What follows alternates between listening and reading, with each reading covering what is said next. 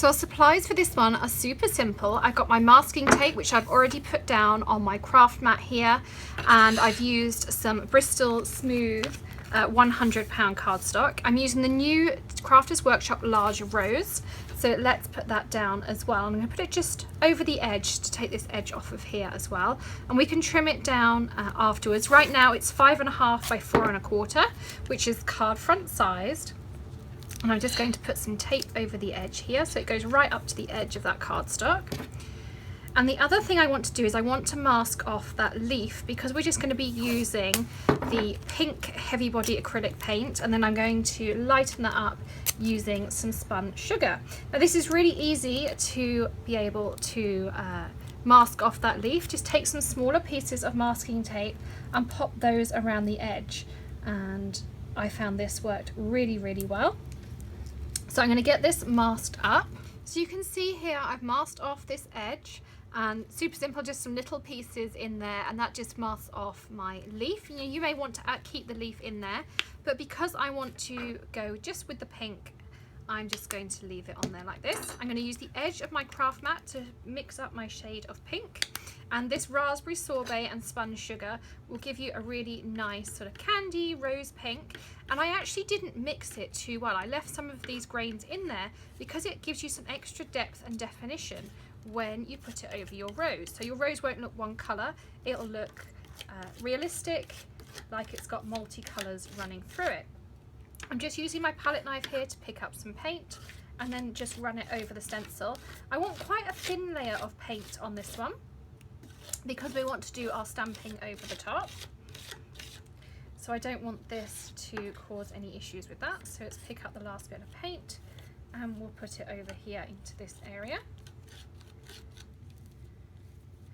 So just spread it as though you're icing a cake, or if you use gesso, same technique, and you can use that with your acrylic paints as well.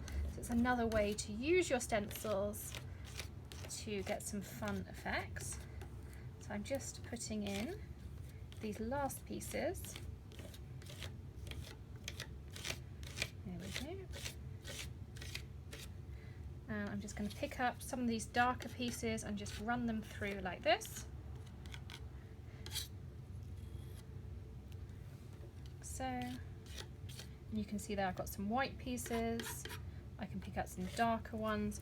You can even put some paint straight onto your spatula like this, and then we can just work from the center out to add those nice tones. This is almost like having a multi-step stamp, or using maybe some Q-tips or something. If you think when you do feather icing you add those colors in, this just gives you that same multi-tonal look. So I'm going to leave this to dry for a few minutes, and then we can do our card assembly and finish up our beautiful blooming rose. So now this is dry. It actually took longer to dry than I thought. I put a thicker layer, I think, than I actually thought I had, but I just ended up just leaving it overnight. Probably within an hour or so it would have been dry, but we needed to leave, so I ended up just leaving it there. So we can trim this down to card size. So I have a card base here, which is just a piece of 8.5 by 11 white cardstock. It's Neenah Solar White. And then I cut down this black piece to be 5.25 by 4 inches. So I want this to be 5 by 3 3/4. It's testing my math skills. So first of all, I'm just going to take a little bit off of each end to even it up, and then I can see how much more I need to take off. So I'm just going to snip a little bit off of there and a little bit off of here, and then we can see where we are at. So this needs to be 5 inches, so we need to take a smidgen more off just here. I'm going to take it off the bottom side just because that's a little bit thicker than the other side. And then we also want this to be down to 3 3/4. So I'm going to take a little bit off of the painted side and the rest off of this white side, so 3 3/4. So that can go over there. So let's get rid of those pieces. So now this is going to layer up absolutely perfectly like this once we're finished. and you can see how nice that bloom looks over here. Now I've already pre-prepared on vellum, and I used the Neat and Tangled You Are Beautiful Inside and Out, and I just used the Ranger Ultra Fine embossing powder in black, and I like that because it gives me a nice clean sentiment, and it also has a nice gloss to it. You can see when it's finished there as well. Now I didn't want to die cut this because I don't want it to take a huge amount of room up, so I like these kind of neat torn edges, if you can call it that. What I do is I use a metal ruler and I just pop it on my vellum and I tear against it. And what that does is it gives me a little bit of a rough edge as though it's torn, but it gives me the control that I like. I have to say I'm a bit of a control freak crafter.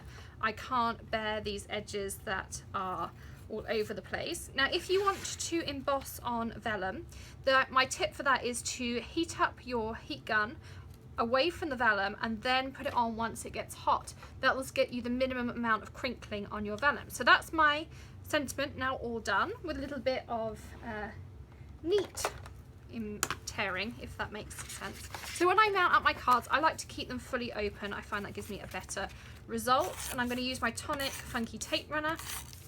Super strong and great value. I've just got a piece of black cardstock. I like the Lawn Fawn Black Licorice, but you'll see all of that in the link below, as well as a link to the Crafters Workshop blog. Do hop on over to see some more pictures and some blurb about the card and some of these tips as well for you. And feel free to pin the pictures there, save them, whatever works for you.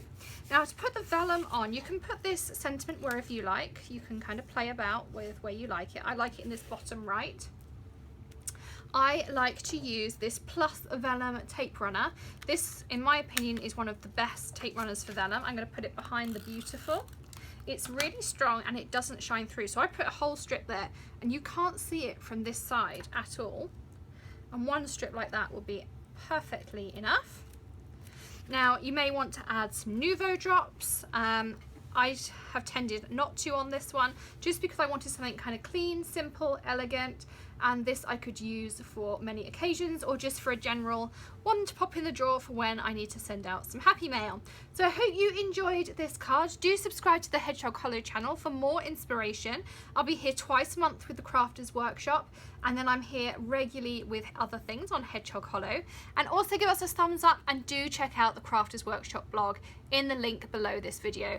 We'll see you again soon. Happy stamping. Bye.